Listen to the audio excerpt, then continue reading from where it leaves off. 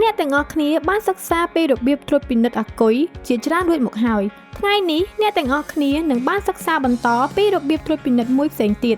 ដោយប្រើប្រាស់ឧបករណ៍ត្រួតពិនិត្យអាគុយអេឡិចត្រូនិកឧបករណ៍ត្រួតពិនិត្យគុណភាពអាគុយមានច្រើនប្រភេទប៉ុន្តែថ្ងៃនេះយើងនឹងប្រើប្រាស់ឧបករណ៍ត្រួតពិនិត្យអាគុយប្រភេទអេឡិចត្រូនិកម៉ាកកៃសេដើម្បីត្រួតពិនិត្យគុណភាពអាគុយ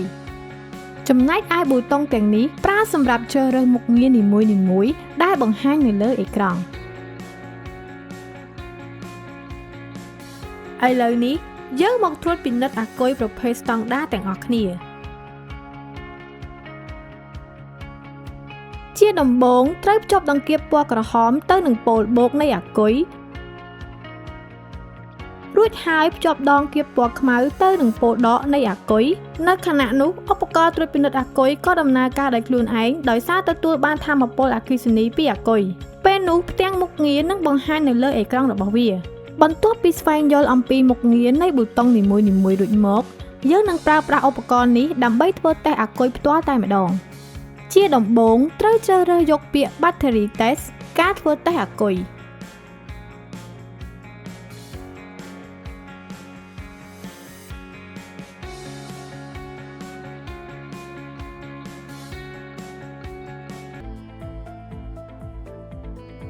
រួចហើយជ្រើសរើសស្តង់ដារអាគុយ Battery Standard ស្តង់ដារអាគុយមានច្រើនប្រភេទដូចជា EU Standard ស្តង់ដារអឺរ៉ុប SAE American Standard ស្តង់ដារអាមេរិកនិង JIS Japan Standard ស្តង់ដារជប៉ុនជាដើម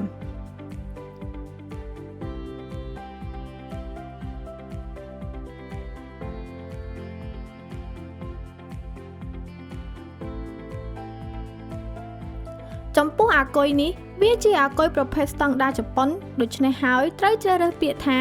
JIS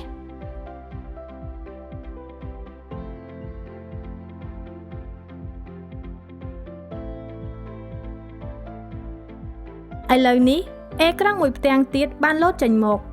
បន្តទៅទៀតយើងត្រូវជ្រើសរើសប្រភេទនៃការធ្វើតេស្តការធ្វើតេស្តមានច្រើនរបៀបដូចជាការធ្វើតេស្តអាគុយនៃរថយន្តដែលមានបំពាក់ប្រព័ន្ធរលត់នៅពេលឈប់ idling stop និងប្រភេទរថយន្ត hybrid ជាដើមប៉ុន្តែសម្រាប់រថយន្តនេះយើងជ្រើសរើសយកពាក្យថា standard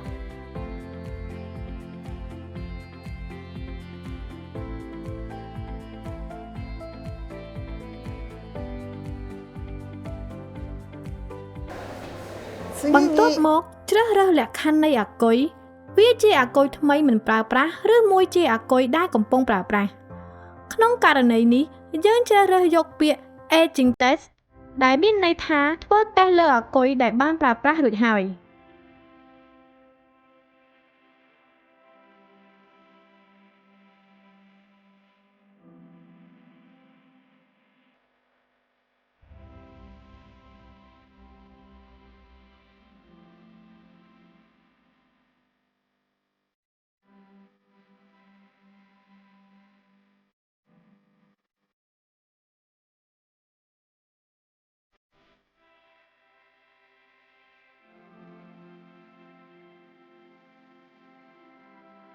រួចហើយជ្រើសរើសក្រុមនៃអាគុយដូចជាទំហំនិង capacity ជាដើម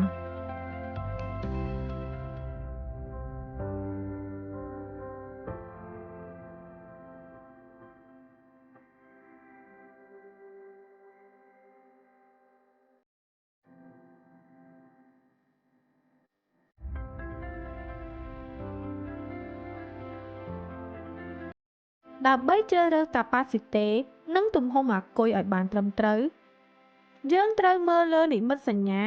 ដែលបិទជាប់នឹងអាគុយចំពោះអាគុយនេះវាមាននិមិត្តសញ្ញាអាគុយ 70D23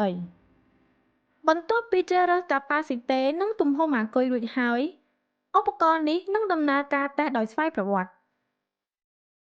បន្ទាប់ពីបញ្ចប់ដំណើរការធ្វើតេស្តដោយស្វ័យប្រវត្តិហើយលទ្ធផលតេស្តនឹងចេញមកជាទម្រង់អក្សរនិងភ្លើងសញ្ញាបង្ហាញគុណភាពអាគុយក្នុងករណីនេះវាបំភ្លឺភ្លើងពណ៌បៃតងមានន័យថាអាគុយមានគុណភាពល្អប្រសិនបើភ្លើងសញ្ញាបង្ហាញគុណភាពលោតភ្លើងពណ៌លឿងមានន័យថាត្រូវសាកចរន្តបន្ថែម ប្រសិនបើភ្លើងពណ៌ក្រហមមានន័យថាអាគុយខូចត្រូវផ្លាស់ថ្មី